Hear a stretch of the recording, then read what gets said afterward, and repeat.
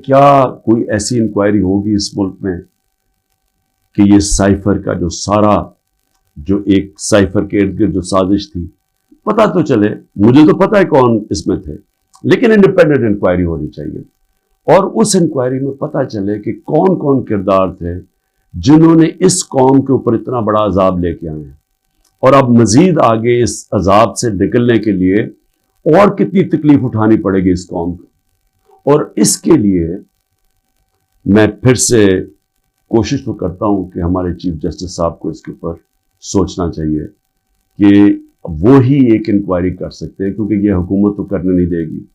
और ना ही मुझे अफसोस से कहना पड़ता कि हमारी इस्टेब्लिशमेंट ये करने देगी, क्योंकि इसके अंदर मुलव्वस हैं जो जनरल बाजवा, और उन्होंने जो जिस तरह ये पूरी 6 महीने पहले से जो प्लान बन रहा था गिराने का, अब तो खैर ख्वाजा आसिफ कह रहे हैं कि 2021 से ही प्लान बनाया हुआ था जनरल बाजवा ने हमारी हुकूमत गिराने का। तो लेकिन अब जरा उनसे भी सवाल पूछना चाहिए कि आपने हमें जब गिरा के इनको लेके आए जिन लोगों को, तो क्या आपको एतमाद था कि ये इस मुल्क को उठा लेंगे?